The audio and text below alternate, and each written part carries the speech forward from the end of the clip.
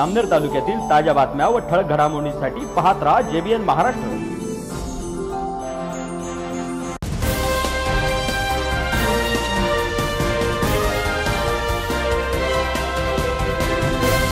नमस्कार, मी मिनल चौधरी। पाहूया काही ठळक वृत्त। जागतिक महिला दिनानिमित्त जामनेर येथील एकलव्य प्राथमिक विद्यामंदिर येथे शाळेतील महिला शिक्षकांना पुष्प देऊन स्वागत करण्यात आले। या कार्यक्रमाप्रसंगी महिला शिक्षकांनी आपले मनोगत व्यक्त केले। तसेच विद्यार्थिनींनी या महिला दिनानिमित्त वेगवेगळे सांस्कृतिक कार्यक्रम व नृत्य देखील सादर केले। तसेच शाळेचे मुख्याध्यापक यांनी देखील सर्व स्तरावरील महिलांना महिला दिनाच्या शुभेच्छा दिल्या। या समाजाने, या जगाने तिला चिरडून टाकले। एक स्त्री म्हणून जन्म घेणे एक तिच्यासाठी अभिशाप बनले। इतिहासामध्ये तिला कधी सती म्हणून जळावे लागले, तर कधी तिला शतरंजाच्या खेळामध्ये दावावर लावावे लागले। हुंड्यासाठी कधी तिला जाळण्यात आले, तर कधी तिला वासनेचे शिकार व्हावे लागले। अशा परिस्थितीत सुद्धा ती कधीच हरली नाही, कधीच ती झुकली नाही आणि ती संपूर्ण निष्ठेने ती म्हणाली, मत करना नारियों का अपमान, मत करना नारियों का अपमान, इनके बल पे तो सारा जग चलता है। पुरुष को जन्म लेकर भी इन्हीं के गोद में पलता है, इन्हीं के गोद में पलता है।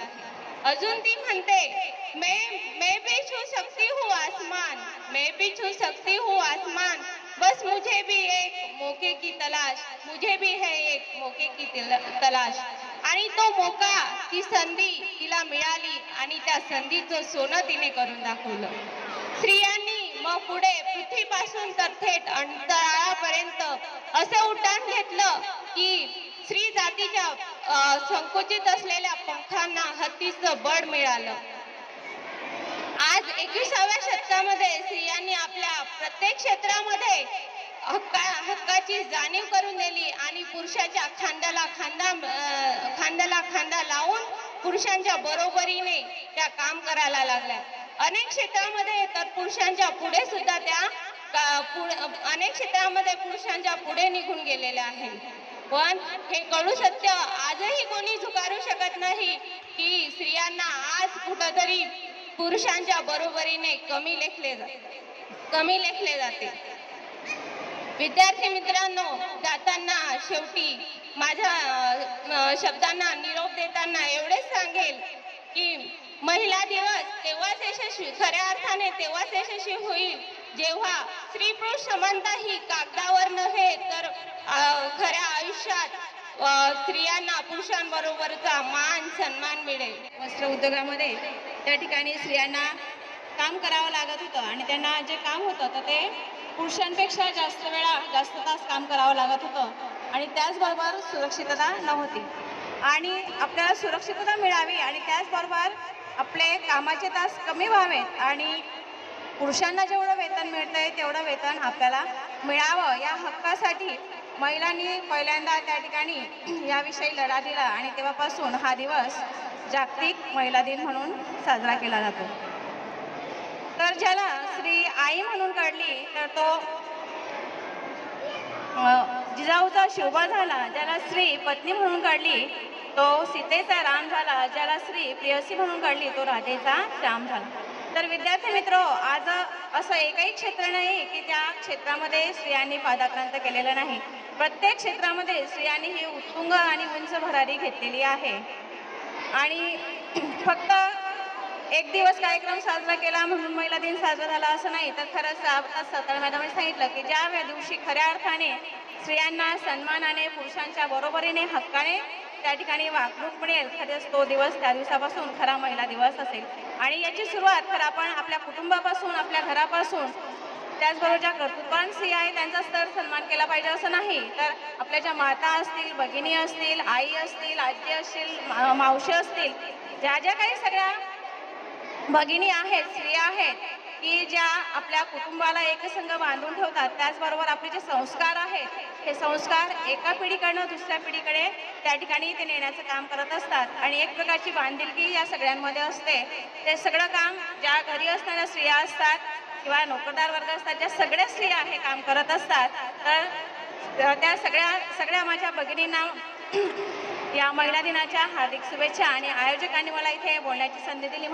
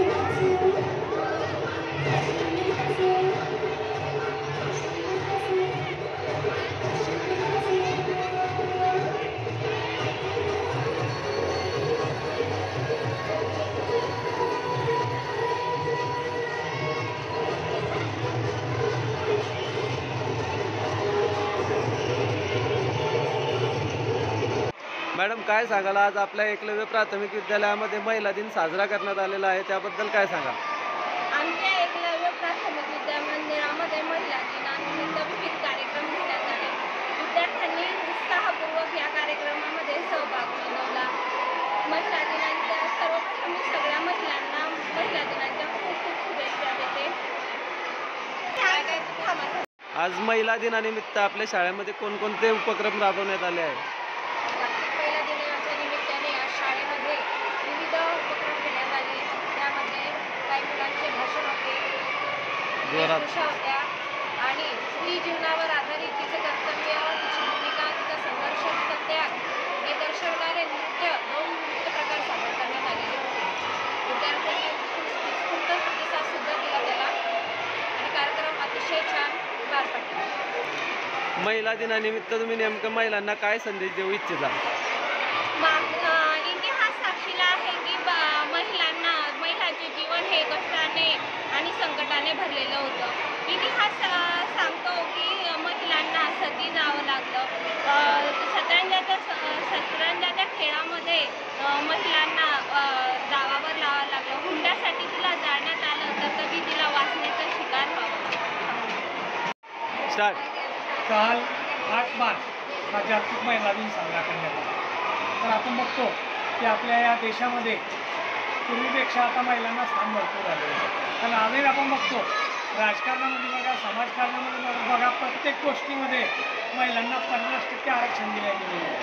आणि आज प्रत्येक क्षेत्रामध्ये महिला या पुरुषाच्या खांद्याला खांदा लावून आज काम करतात. तर साधी परिस्थिती शाळेचीच बघा. हे आमच्या शाळेमध्ये म्हटल्यानंतर 25% शिक्षक आहे आणि 75% महिला. म्हणजे याचाच अर्थ की जो शासनाने जे सुरू केलेलं आहे महिला दिनाचं ते खरोखरच शक्य झालेलं आहे. आणि आज प्रत्येक क्षेत्रामध्ये तुम्ही ड्रायव्हर बघा, कंडक्टर बघा, कोणत्याही ITमध्ये बघा, कोणत्याही विभागामध्ये आज महिला हिरिरीने काम करताय. आणि एवढेच मी माझ्या या शाळेच्या वतीनं या महिला दिनानिमित्त सर्व महिलांना आमच्या संस्थेचे अध्यक्ष नामदाजी भाऊ महाजन, सर्व संस्था चालक, सर्व शिक्षक यांच्या वतीनं महिलांना शुभेच्छा देण्यात आल्या. जन्म झाला मुलीचा, आईने सांगितले परक्याचे धन झाले मला.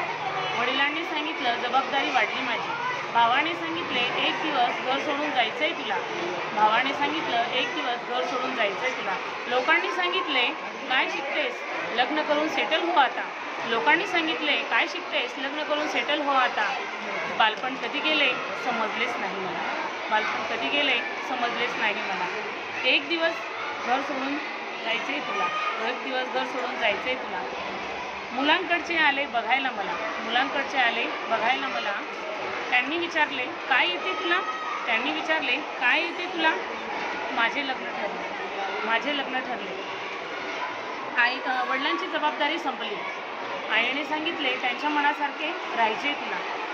आईने सांगितले, त्यांच्या मनासारखे राहायचे तुला, म्हणण्यानुसार राहायचे तुला. सासूबाई म्हणतात, डोक्यावर पदर घ्यायचा. नवरा म्हणतो, मला तू आहो म्हणायचं.